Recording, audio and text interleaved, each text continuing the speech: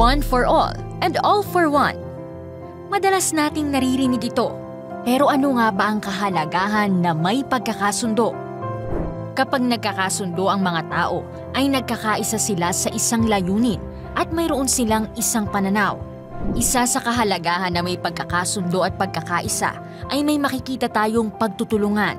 Kapag nagkakasundo sa isang layunin, ibig sabihin mayroong nagaganap na pagtutulungan. Ang mga taong nagtutulong-tulong sa pagganap ng isang gawain ay nakikibahagi at nagpapakita ng suporta sa isa't isa na siyang nagiging resulta ng pagiging produktibo ng gawain. Dagdag pa rito ay ang pag-unawa at paggalang sa isa't isa.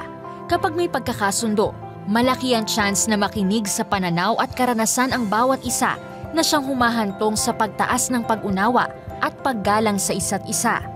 Bukod dito, ang pagkakasundo at pagkakaisa ay nakatutulong din sa pag-unlad ng komunidad. Kapag may pagkakasundo sa isang komunidad, ang mga individual ay may pagtutulong-tulong na magawa ang layunin at malutas ang anumang suliranin na siyang nagre-resulta ng mapayapa at maunlad na lipunan. Ito ay ilan lamang sa kahalagahan ng pagkakasundo. Lagi nating tandaan na sa pagpili natin na makipagkasundo sa ibang tao ay hindi lamang para sa ikabubuti ng ating kapaligiran, kundi maging para sa ating sariling kapayapaan. Now you know!